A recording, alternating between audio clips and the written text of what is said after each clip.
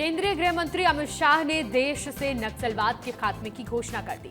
वहीं मध्य प्रदेश और छत्तीसगढ़ के नक्सल मुक्त करने के लिए जवानों और पुलिस फोर्स की अहम भूमिका रही। बालाघाट में आईजी रहे संजय कुमार ने विस्तार न्यूज से खास बातचीत की, जिसमें उन्होंने बताया कि पुलिस जवानों ने नक्सल क्षेत्र में लोगों का भरोसा जीता है, जिससे बालाघाट को नक्सल मुक्त करने में सफलता मिली है। नक्सल मुक्त हो चुका है। 31 मार्च 2026 का डेडलाइन गृह मंत्री अमित शाह ने दिया था और इसी डेडलाइन को फॉलो करते हुए सरकार ने नक्सल मुक्त भारत की घोषणा कर दी है। मध्य प्रदेश से भी समूल नक्सलवाद का खात्मा हो चुका है और नक्सलवाद के खात्मे में कई अधिकारियों ने अपनी महत्वपूर्ण भूमिका निभाई है। इसमें बालाघाट के आईजी रहे संजय कुमार भी शामिल हैं। इस वक्त भोपाल कमिश्नर बन चुके हैं संजय कुमार सर, इस वक्त हमारे साथ हैं। सर, देश नक्सल मुक्त हो चुका है, आप बालाघाट में रहे हैं, नक्सल ऑपरेशन को लीड कर चुके हैं। एक ड्रीम था कि नक्सल मुक्त भारत होगा, अब सर वो सपना साकार हो गया है। क्या रिएक्शन होगा आपका सर इस खबर के बाद?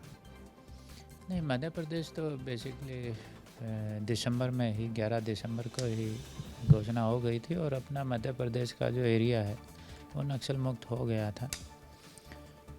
उसके बाद नक्सल मुक्त होने के बाद नॉर्मल पुलिसिंग ये जो अफेक्टेड एरिया थे इनमें होने लगी थी। तो सर, अभी अगर बालाघाट की बात करेंगे तो कितनी चुनौती थी आपके लिए वहाँ काम करने के लिए? नक्सल के हिसाब से कितने कैडर्स वहाँ पर नक्सल के थे? कैसे आप लोग प्लानिंग बनाते थे, क्योंकि बहुत घना जंगल भी था बालाघाट में? नहीं, काफ़ी, अगर हम 2019 की बात करें तो 2019 में मैं 6 एरिया कमेटी सक्रिय थी। बाद में फिर धीरे धीरे कम होती गई नक्सलियों की संख्या। अब फाइनल अगर हम बात करें इसकी तो लास्ट के 42 डेज में 42 नक्सलाइट ने सरेंडर किया था और इस तरह से बेसिकली, और एनकाउंटर भी काफ़ी हुए थे। 2025 में 10 नक्सली मारे गए थे, उससे पहले भी 24-23 में भी एनकाउंटर हुए थे, लेकिन 2025 जो साल है वो उसमें सबसे ज़्यादा नक्सली मारे गए और सबसे ज़्यादा संख्या में नक्सलियों ने सरेंडर किया। सर, जब गृह मंत्री ने डेडलाइन रखा था 31 मार्च 2026, तो सर आप लोग के दिमाग में क्या चलता था कि ये सपना साकार हो जाएगा? नहीं, जो डेडलाइन दिया गया तो बिल्कुल फिर एक टारगेट ओरिएंटेड अप्रोच से हमने काम किया और इसमें बेसिकली जितने भी अधिकारी हमारे स्पेशल डीजी एएनओ साहब की पद स्थापना हुई और फिर डीजी साहब ने भी जितने अधिकारी हमने मांगे वो हमें मिले। माननीय सीएम साहब भी हर महीने मीटिंग लेते थे, तो सभी विभागों का भी सहयोग मिला। जो हमने मांगे, जो भी हमने मांगा, चाहे वो 850 एसएसयू के पद हों, चाहे होक के 350 पद और बढ़ाने की बात हो या गृह जिले में पोस्टिंग की बात हो, वो सारी मांगे माननीय सीएम साहब द्वारा हर मंथली जो मीटिंग होती थी उसमें सारी हमारी मांगे पूरी हुई उसमें और सभी विभागों का सहयोग भी मिला और सब ने मिल के काम किया, जिसके कारण ये हम इस अपने टारगेट में सफल हो सके। बिल्कुल सर।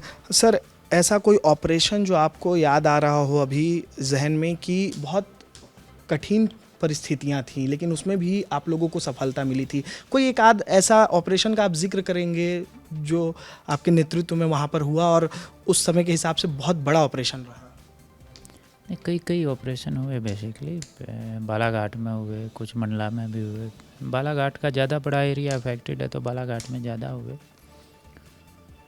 तो अगर हम काफ़ी लास्ट के एक एनकाउंटर हुआ था पजामा दादर में जिसमें 4 नक्सली मारे गए थे और उससे पहले एक एनकाउंटर फरवरी 25 में हुआ था, उसमें भी 4 नक्सली मारे गए थे, सुपखार एरिया में हुआ था।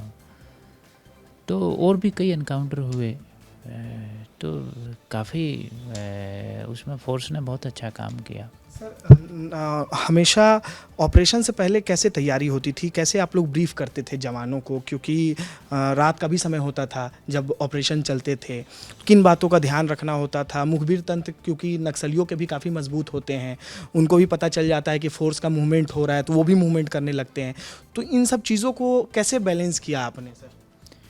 नहीं, मैंने बेसिकली ज़्यादातर जैसे कोई भी सूचना मिलती है तो उस पर कुछ हमने छोटे ऑपरेशन लॉन्च किए जिसमें बहुत जल्दी पहुंचना होता है, कुछ हमने बड़े ऑपरेशन लॉन्च किए जिसमें पूरे एरिया को इन्फॉर्मेशन मिली और पूरे एरिया को घेर के बड़ा कासो लगाया गया।